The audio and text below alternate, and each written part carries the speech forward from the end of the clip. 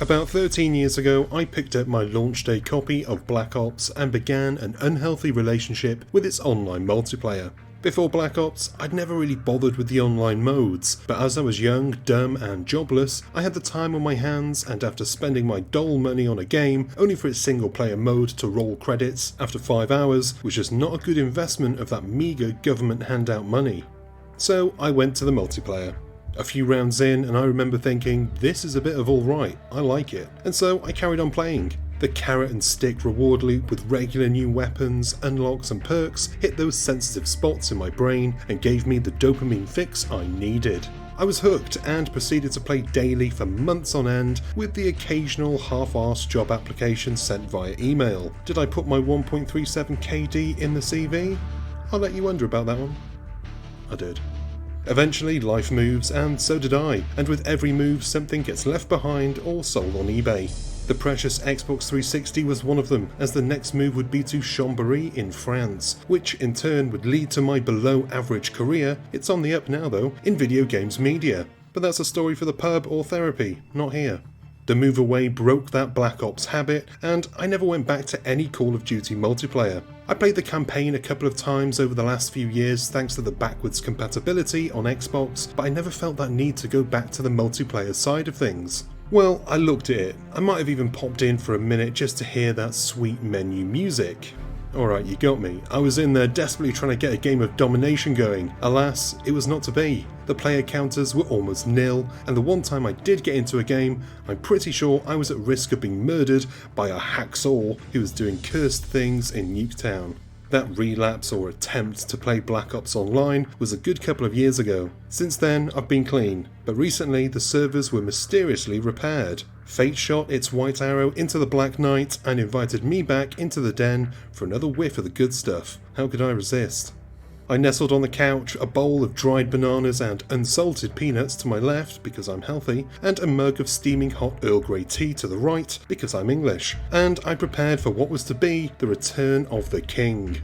Within 2 games, I was ready to uninstall and go to bed without a proper supper. What the hell was going on? I got absolutely ruined. Back in the day, I was running my Ghost, Silence, Galil and the Scumbag Second Chance perk to the annoyance of all who played against me. I'd be racking up the kill counts, calling in them helis and the dogs, and laughing as the other team dashboarded. That was a common way of quitting back in the days of the 360. But now, 13 years later, forget it. In fact, my first encounter with another player online had me recreating Bruce Willis in Die Hard 2. You know the scene where he's head to head with a bad guy but his bullets don't seem to land? Yeah, I had that a few times. The classic disconnect message as your character goes skating around the map. I had that too, and of course, a dirty, filthy, cheating scumbag snuck their way into Nuketown. Thankfully, that chump was the one and only cheater I came across, but it didn't matter. My view of the game had already changed. It was no longer the best COD I ever played, but instead was now that game I used to be way too heavily invested in, and I hope to high heaven that nobody ever finds my Why I Dashboard post on the official forums from an era gone by. Don't look for them, please. While the servers may now be active and populated with plenty of players, they're still very much a product of their time. That's to say that they're not perfect and they have their problems, and it's very much a flawed experience, just as it was back in the day then. The difference is that young Chris adapted quickly. He was quick and agile, fingers and thumbs moving fast and fluid. Old man Chris is not so quick.